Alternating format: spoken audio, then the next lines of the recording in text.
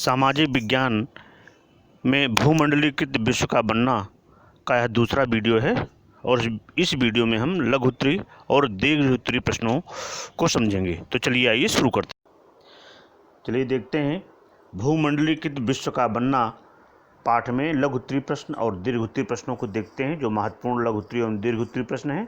पहला प्रश्न है कि अमेरिका जाने वाले नए समुद्री रास्तों की खोज के बाद विश्व में क्या बदलाव हुए, 3 उदाहरण देकर स्पष्ट करें। तो चूँकि कोलंबस 1492 ईस्वी में भारत की खोज के लिए निकला, लेकिन वह भारत के बजाय अमेरिका जा पहुंचा और उसने 1492 ईस्वी में अमेरिका की खोज की।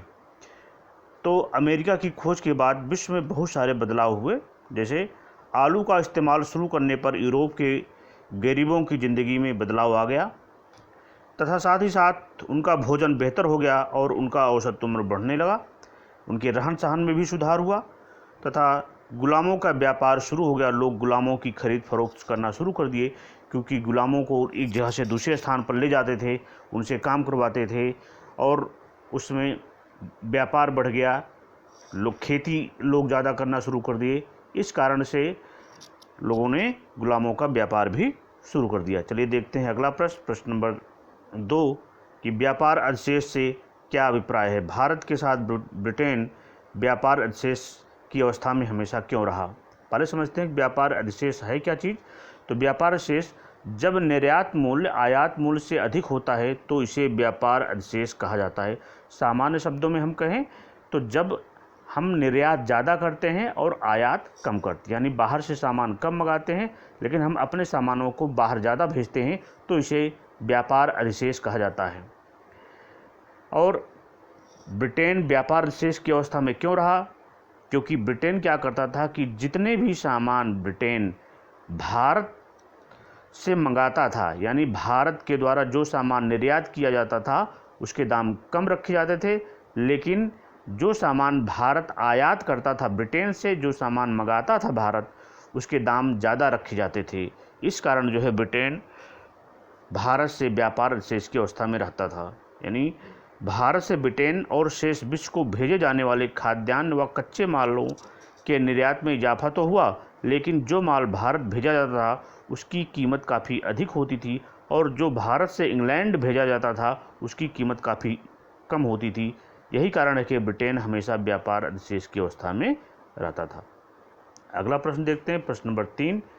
ब्रिटेन की अर्थव्यवस्था पर प्रथम विश्व युद्ध की क्या प्रभाव पड़े। हम जानते हैं कि पहला विश्व युद्ध 1914 से 1918 के बीच में लड़ा गया।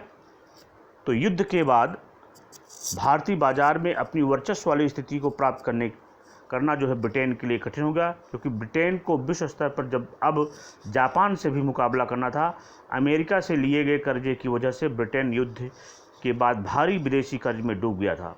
युद्ध के कारण आया आर्थिक उछाल जब शांत होने लगा तो उत्पादन गिरने लगा और बेरोजगारी बढ़ने लगी।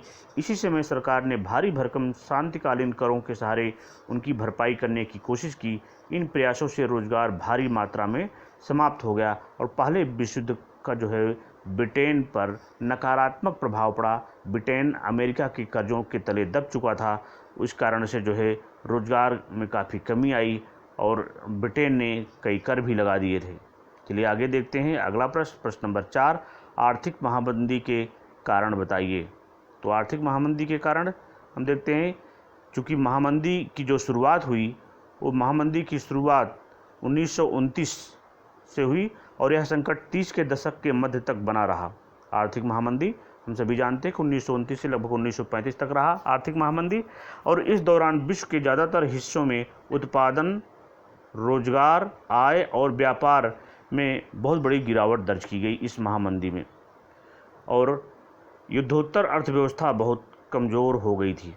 कीमतें गिरी तो किसानों की आय भी घटने लगी और आमदनी बढ़ाने के लिए किसान अधिक मात्रा में उत्पादन करने लगे। यह आर्थिक यदि आपने अभी तक कटसारी एजुकेशन चैनल को सब्सक्राइब नहीं किया है तो उसे सब्सक्राइब कर लें और बेल आइकन को दबा दें, जिससे आपको इस प्रकार के वीडियो हमेशा मिलते रहें, और इसे ज़्यादा से ज़्यादा लाइक करें और शेयर करें, जिससे और अन्य लोगों का भी फायदा महामंदी के कारण हुआ था। इसके अलावा है चौथा कि बहुत सारे देशों ने अमेरिका से कर्ज लिया था और अमेरिकी उद्योगपतियों ने मंदी की आशंका को देखते हुए यूरोपीय देशों को कर्ज देना बंद कर दिया। इससे हजारों बैंक दिवालिया हो गए थे। तो इस आर्थिक महामंदी के कारण जो है, ये सभी कारण थे। इस कारण से आर्थिक महामंदी 1929 से 1935 के बीच में हुई थी। चलिए देखते हैं अगला प्रश्न, प्रश्न नंबर 5। भारतीय अर्थव्यवस्था पर महामंदी का क्या प्रभाव पड़ा? तो भारतीय अर्थव्यवस्था पर महामंदी का बहुत ही गहरा प्रभाव था। उसकी जो अर्थव्यवस्था थी काफ़ी चौपट हो गई थी। देखते हैं, नंबर 1 है 1928 से 1934 के बीच देश का आयात निर्यात घटकर आधा रह गया। जो आयात निर्यात होता था वो घट करके आधा हो गया। अंतर्राष्ट्रीय बाजार में कीमत गिरने से भारत में गेहूं की कीमत में 50% तक कमी आ गई तथा किसान और काश्तकारों को इसमें बहुत ही अधिक नुकसान हुआ। महामंदी, चौथा है कि महामंदी शहरी जनता एवं अर्थव्यवस्था के लिए भी हानिकारक हुई तथा 1931 में मंदी चरम अवस्था पर थी, जिसके कारण ग्रामीण भारत असंतोष व उथल पुथल के दौर से गुजर रहा था। तो भारतीय अर्थव्यवस्था पर महामंदी का बहुत ही गहरा प्रभाव पड़ा था। चलिए अगला प्रश्न देखते हैं कि 16वीं सदी की अनुबंध व्यवस्था को नई दास व्यवस्था के रूप में वर्णित किया है। उपयुक्त उदाहरण देकर स्पष्ट कीजिए। चूँकि 19वीं सदी की जो अनुबंध व्यवस्था थी, जिसे हम जानते हैं कि गिरमिटिया मजदूरों को बाहर ले जाया जाता था, उनसे काम करवाया जाता था, उनको एक अनुबंध के तहत ले जाया जाता था। अनुबंध के बारे में उनको पता भी नहीं होता था, एजेंट लोग उनको ले जाते थे। बहुत बार तो ऐसा होता था कि इनको अनुबंध की बहुत थोड़ी सी जानकारी दी जाती थी। एजेंट मजदूरों को फुसलाने के लिए झूठी जानकारियां देते थे। जो नई दास व्यवस्था थी, एजेंटों द्वारा मजदूरों का अपहरण भी कर लिया जाता था। नई जगह की जीवन एवं कार्य स्थिति बहुत ही कठोर थी। नई जगह पर जहाँ मजदूरों को ले जाया जाता था, यानी गिरमिटिया मजदूरों को, वहाँ की स्थितियाँ, वहाँ का वातावरण बहुत कठोर होता था। उन कठोर वातावरण में उनको काम करना पड़ता था। इसके बदले में उन्हें वेतन भी बहुत कम दिया जाता था, और यदि कभी वो काम ठीक से नहीं कर पाते थे तो उनका वेतन काट भी लिया जाता था। इसके अलावा मजदूरों के पास कोई कानून अधिकार नहीं थे। इस कारण जो है, जो नई दास व्यवस्था थी बहुत ही खराब थी, लेकिन मजदूरों को बाहर इसी नई दास व्यवस्था के तहत गिरमिटिया मजदूरों को बाहर ले जाया जाता था। चलिए देखते हैं प्रश्न नंबर 7। वैश्वीकरण का क्या अर्थ है? आर्थिक विनिमय में 3 प्रकार के प्रवाहों का वर्णन कीजिए। चलिए पहले समझते हैं वैश्वीकरण क्या है, उसके बाद फिर समझेंगे कि आर्थिक विनिमय में 3 प्रकार के प्रवाह कौन कौन से होते हैं। तो वैश्वीकरण का मतलब है विश्व वैश्वीकरण, की किसी देश की अर्थव्यवस्था विश्व की अन्य अर्थव्यवस्थाओं के साथ जुड़ी रहती है। इसे ही विश्व वैश्वीकरण कहते हैं। और इसमें 3 चीज़ें हैं जो इसकी आर्थिक विनिमय में 3 प्रकार के प्रवाह हैं, वो व्यापार, श्रम और पूंजी का। तो पहला प्रवाह व्यापार होता है। पहला प्रवाह व्यापार का होता है, और व्यापार वह होता है जो मुख्यतः कपड़ों पहला प्रवाह व्यापार का होता है और जो मुख्यतः कपड़ों और गेहूं के व्यापार तक सीमित था। दूसरा प्रवाह श्रम का, जिसमें लोग रोजगार की तलाश में एक जगह से दूसरे स्थान पर जाते थे।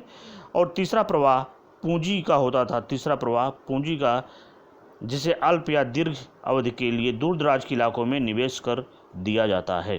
तो कहने का मतलब हो गया कि विश्व वैश्वीकरण में जो 3 प्रवाह थे, व्यापार, श्रम और पूंजी।